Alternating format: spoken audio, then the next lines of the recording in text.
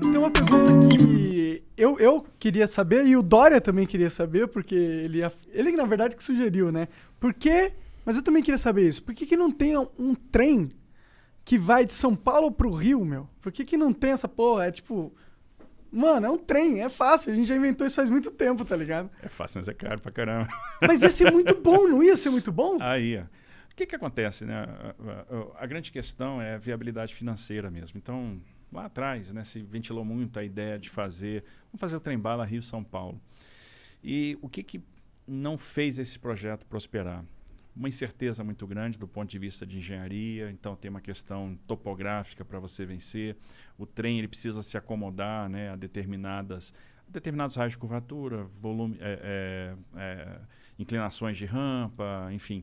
Então, isso torna a obra muito cara. A gente está falando de uma obra que não se sabia exatamente quanto é que custava, mas na ordem ali de, sei lá, 40 bi, talvez até mais.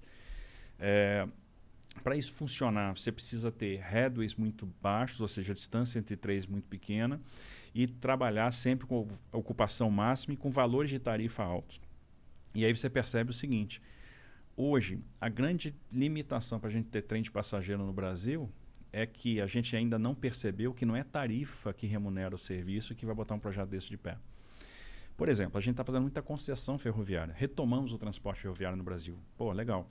E todo mundo me pergunta, que é um desejo do brasileiro. Essa sua dúvida é a dúvida do brasileiro geral. Todo mundo pergunta, pô, mas e o trem de passageiro? Eu quero andar de trem. Todo mundo tem esse desejo. Acho que o pessoal vai lá para fora, ou a turma mais antiga andou de trem de passageiro no Brasil. Todo país desenvolvido de verdade tem uma malha ferroviária incrível, né? Exato. Faz parte do desenvolvimento de um país. Se você pegar as nossas concessões, não tem vedação ao transporte passageiro. Ou seja, o concessionário poderia operar passageiro. Por que ele não opera? Porque eu vou suprimir capacidade da via, né?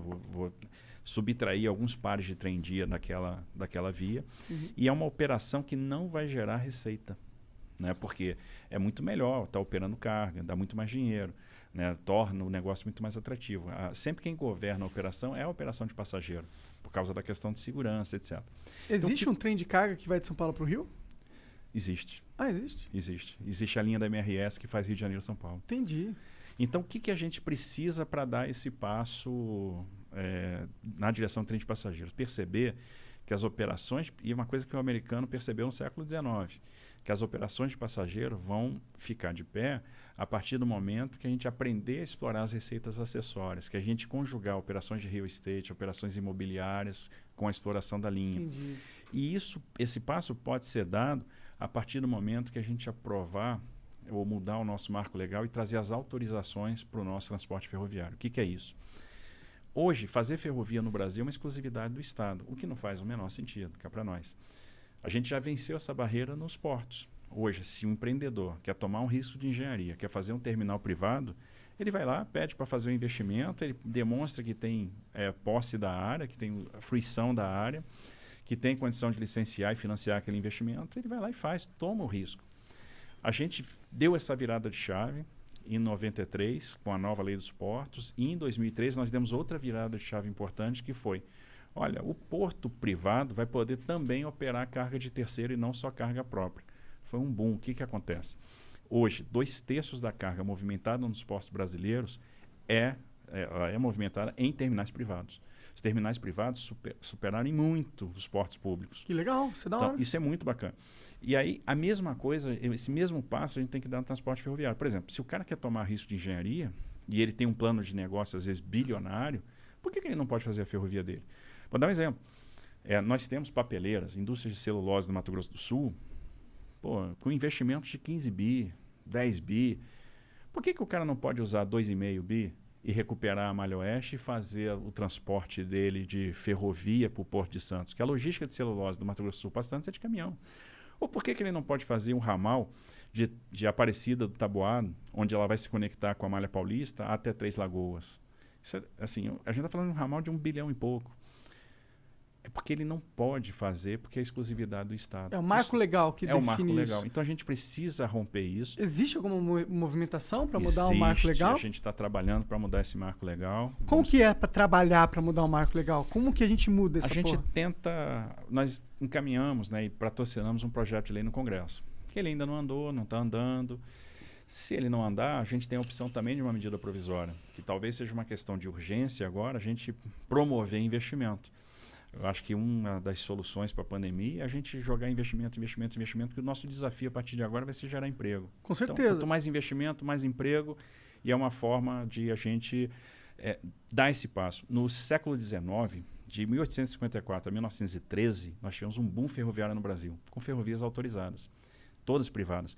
Por que elas se tornaram públicas? Porque elas quebraram na década de 30, com a crise de 29, a crise do café, e o governo foi lá e encampou essas ferrovias que tinham dívida com financiadores.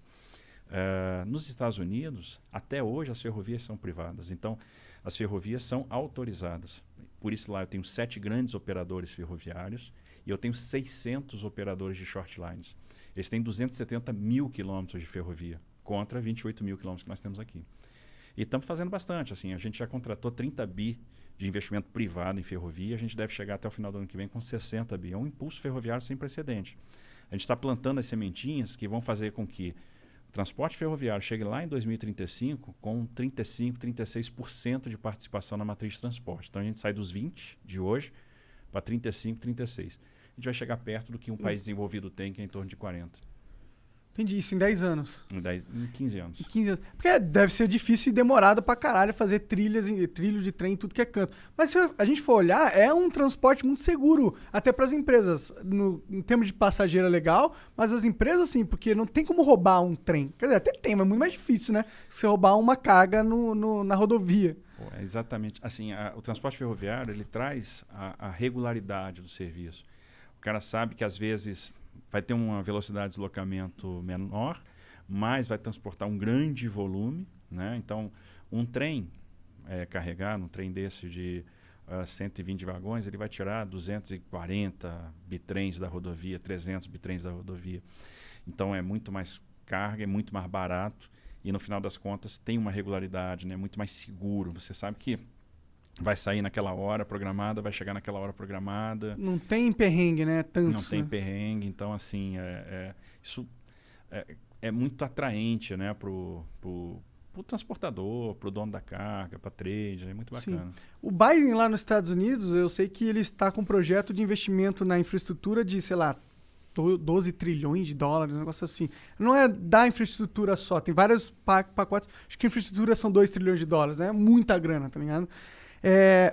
E isso parece ser inteligente, porque a infraestrutura lá tá meio acabada. Eles não faziam muitos anos que eles não reformavam e não investiam lá. Será que não era inteligente a gente dar um passo aqui no Brasil nesse sentido também? Com certeza. É o que a gente está tentando. A grande questão, assim, o americano tem uma vantagem em relação a nós, que é a política monetária ilimitada, né? Pode emitir sem gerar muita pressão inflacionária. Eles vão sofrer com um pouquinho de inflação agora, que é uma coisa inusitada. Se você pensar assim, em 2019, se algum país desenvolvido ia ter uma inflação acima de 1,5% ao ano, a resposta ia ser, não, impossível. E eles vão lá, sei lá, ter 2,5%, 3%, que é uma coisa, para o padrão americano, impensável. A gente aqui não tem esse mesmo fôlego. Então, nós temos duas coisas. Uma, eu tenho que ser responsável do ponto de vista fiscal para sinalizar para o investidor que eu tenho um compromisso com solvência. Se a relação dívida-PIB estoura, eu passo para o investidor uma ideia de que o Brasil vai ficar insolvente, vai dar calote, todo mundo foge daqui. E a segunda coisa, eu tenho que trazer investimento privado. E aí é exatamente onde a gente está trabalhando. Vou fazer uma soma rápida aqui. A gente pensa assim nos trilhões lá de fora, fica com uma inveja danada. Eu confesso que eu fico também, tá? Fico doido para ver uns trilhões desses também.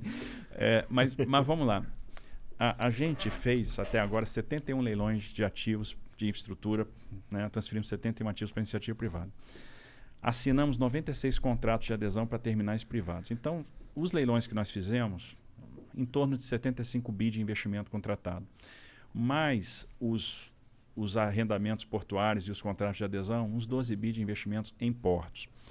Agora, no segundo semestre, a gente começa uma temporada de grandes leilões. Vamos fazer de novo o leilão da rodovia Presidente Dutra, aí são 15 bi de investimento, 381 Minas, 262 Espírito Santo, são 7 bi de investimento. Aí nós vamos para... No início do ano que vem, a gente faz os 6 lotes de rodovias do Paraná, 44 bi de investimento. Tem Ferrogrão, são mais 12 bi de investimento. Porto de Santos, aí são 10 bi de investimentos. tem Porto do Espírito Santo, e aí mais os aeroportos da 7ª rodada. Então tem um monte de coisa. A gente vai chegar no final do ano que vem com 250 bilhões de investimento contratados em infraestrutura de transportes. Beleza. Aí vamos pegar óleo e gás. Tem nada que gere tanto investimento quanto a indústria do óleo e gás e com tanta capacidade de irradiação para outras indústrias. Que, por exemplo, quando a gente faz uma licitação, um leilão de petróleo, como a gente vai fazer no final do ano, CEP e Atapu, são 2 campos grandes do excedente da seção onerosa, né, que deixaram de ser licitados há um tempo atrás, em 2019, quando a gente fez aquele grande leilão de 70 bi, a gente gera investimento na indústria da construção naval, a gente gera investimento em toda a cadeia offshore, então é um negócio bacana. O que a gente tem contratado hoje, talvez a gente esteja batendo aí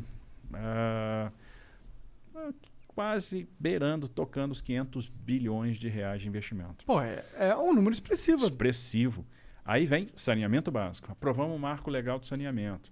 Começamos a fazer os primeiros leilões de saneamento. O leilão da Casal lá em Alagoas, né, do sistema de coleta, distribuição, tratamento de água, coleta e tratamento de esgoto da região metropolitana de Maceió, Cariacica, aí veio o grande leilão, que foi o da SEDAI. 40 bilhões de reais de investimento e uma parcela da outorga que vai ser também investida em recuperação ambiental, recuperação da despoluição da Baía de Guanabara, recuperação das lagoas da Barra da Tijuca, recuperação da Bacia do Guandu, mais 10 bi de investimento. Quando a gente vai somando o potencial de saneamento, do óleo e gás, de transportes, a gente vai começar, mais do que vem em linha de transmissão, leilões de geração de energia, muito hoje focadas na eólica e na solar e tal, a gente fácil vai tocar um tri. E não vai parar por aí. Então, a gente vai chegar a 1 tri de reais, né? Não é de dólar, privado. Todo privado que é interessante, que nos blinda também dos soluços fiscais. E a gente acaba ficando numa situação que, olha, mantive a minha rigidez fiscal, né? Comuniquei isso bem para o investidor, estou gerando muito investimento. A gente vai ver o Brasil virando um canteiro de obras em 24, 25, 26, 27, que ali essa coisa toda que está sendo plantada agora vai estar bombando. Por quê?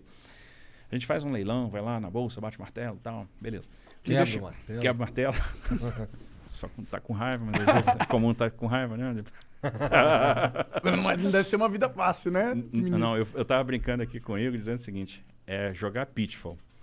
E aí a galera mais antiga aí que jogou Atari vai lembrar. Fazer infraestrutura no Brasil, tem que pular um jacaré, tá ligado? Fazer umas paradas sinistras. Você passa por cima do tronco bobo, pula na cabeça do jacaré, pega uns cipós. O negócio não é brincadeira não. Tem que ter resiliência, né? A gente é resiliente, é animado, tem fé, gosta da parada e tal. Então, quando você faz o leilão, você tem um tempo para assinar o contrato. Esse tempo leva uns 4 meses, que o cara tem que montar uma sociedade de propósito específico, né? Montar uma empresa, aportar garantia, tal, tem aquela burocracia toda, assina um contrato. Aí ele entra numa fase onde ele vai fazer projeto de engenharia, ele vai licenciar aquele empreendimento, né, ambientalmente, e mais importante, ele vai obter funding, porque para fazer tanto investimento, ele vai atrás da operação de crédito. Uma operação de crédito de grande porte, uma operação de crédito bilionário, uma emissão de debêntures, vai levar 8 meses, um ano e 2 meses. Então ele leva um tempo para estar com a grana. Então a gente não traz esse investimento logo para o início, porque sabe que vai, no final das contas, botar uma faca no pescoço do investidor. Então tem que dar um tempo para que isso transcorra naturalmente. Então você tem uma fase de serviços iniciais, depois o investimento pesado ele começa. Por isso que eu digo, 24, 25, 26 vão estar voando. Pode crer. Então vocês estão realmente plantando sementes. Elas demoram para dar frutos, né? Exatamente. Infraestrutura é pensar a longo prazo, né? Então infraestrutura é um tema de Estado. A gente tem que pensar em Estado quando faz infraestrutura. Não dá para pensar no governo, na eleição, porque a gente vai plantar coisa que a gente não vai colher, que a gente não vai ver. E a gente tem que ter esse discernimento para fazer as escolhas corretas, porque a gente tem que fazer o que é importante e o que é correto. Aí depois, lá na frente, o Brasil vai colher. É importante que o Brasil colha. É importante deixar o fruto. Então a gente vai plantar agora e o Brasil vai colher esse fruto lá na frente. Então essa é a lógica de quem trabalha com infraestrutura. Tem que ser assim. E a gente, nesse governo, encarou a infraestrutura como uma questão de Estado. Uma coisa interessante. O presidente Bolsonaro manteve